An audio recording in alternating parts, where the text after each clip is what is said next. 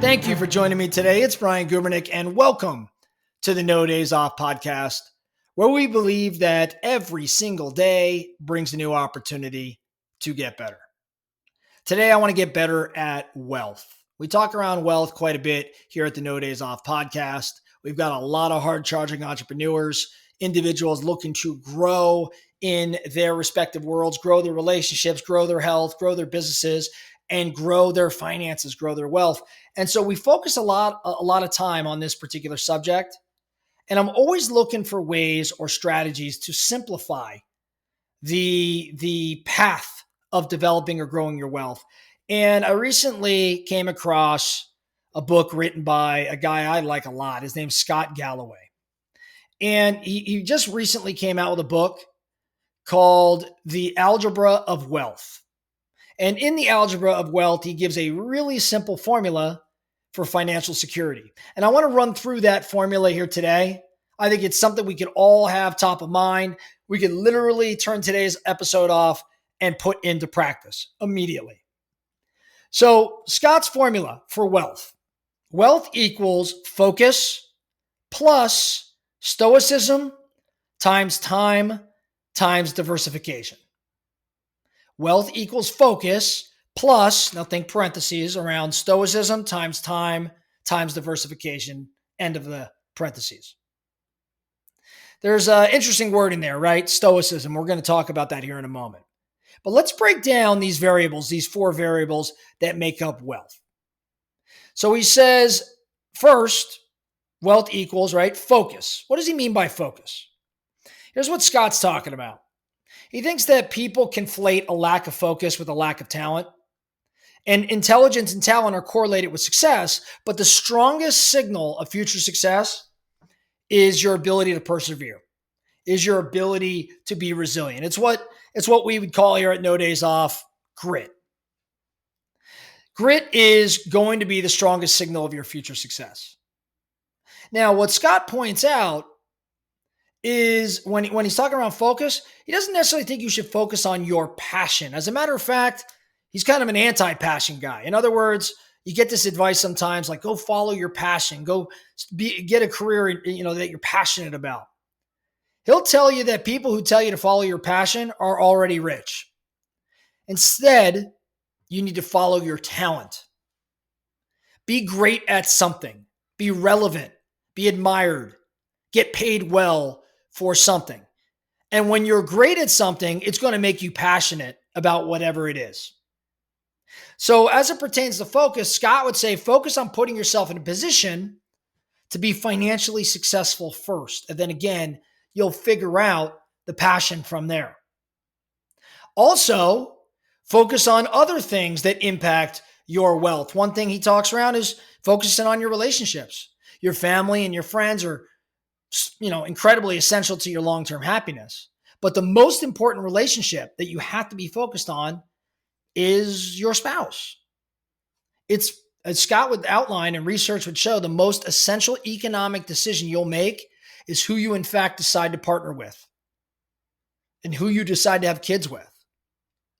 The net worth of married people grows 77% larger than that of a single person.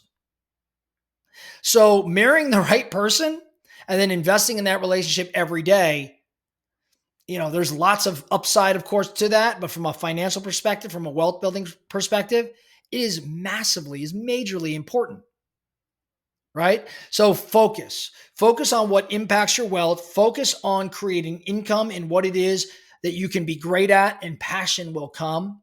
Focus on your relationships. Now, wealth equals focus plus, and then it's a multiplication of these next three things, stoicism. Bottom line, determine what you can and can't control. As Scott would tell you, you can control your reactions to temptation. And what is temptation? It's really just a lack of discipline. A lack of discipline that undermines your economic security.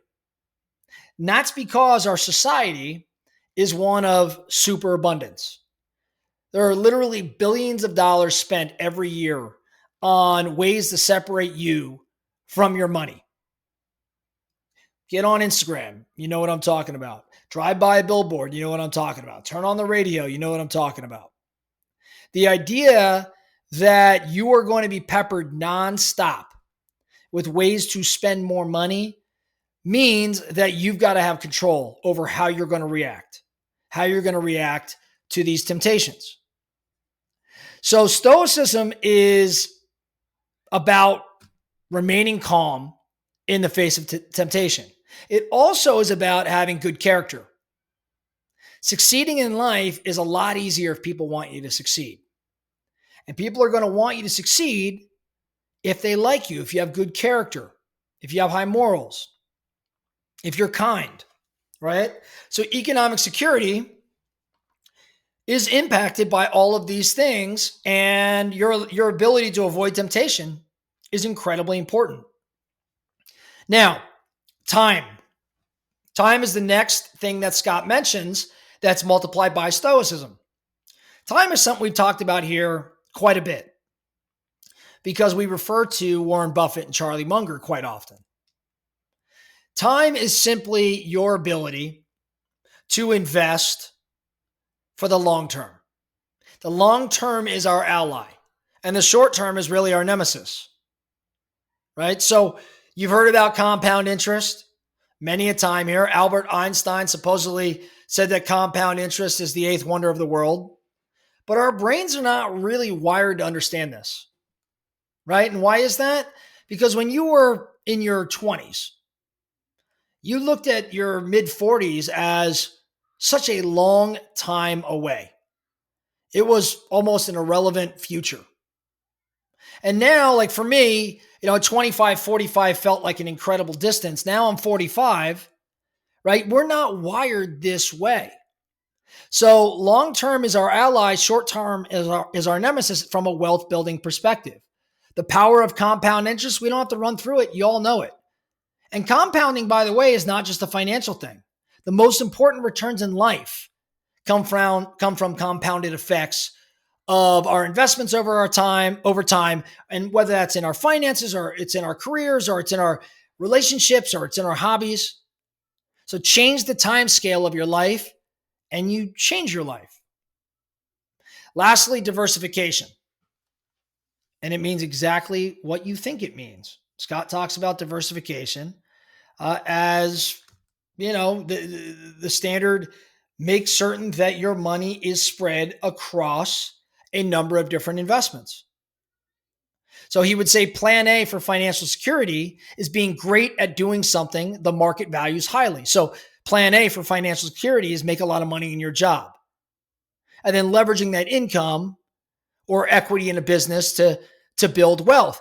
That would be plan A squared. Plan A squared are your investments. And with investments, you're not focusing like you are on your job, focusing in the sense that concentrating all of your dollars. Focus is actually avoided here. You want to diversify and be sure that your time is not spent tracking or trading your investments so it doesn't distract you from what should be your source of income and your savings. So investing over the long term pays out. There's going to be dips, as we know. There's going to be highs and lows, which is why diversification is so important. So bottom line here, Scott says wealth equals focus.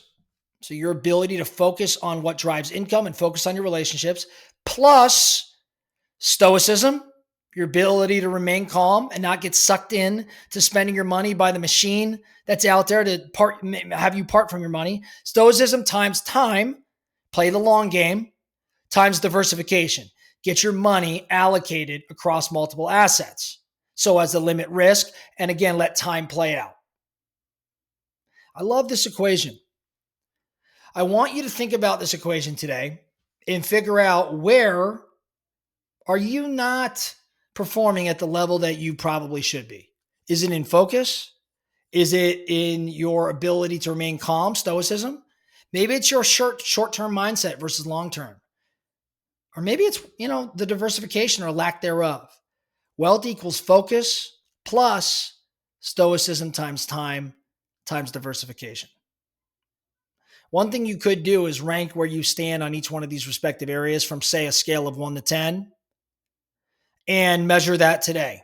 So on focus, with respect to my definition of focus here, 1 being I have none, 10 being I am absolutely focused on my income, my job, and I'm focused on my relationship.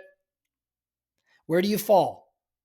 Focus plus, and then rank yourself in stoicism, in time, and diversification. Figure out what that math looks like today. Jot it down.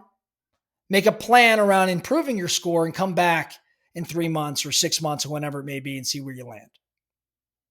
That's all I have for you today, the No Days Off podcast. Thank you so much for listening. And remember, every single day brings a new opportunity to get better. So let's get after it.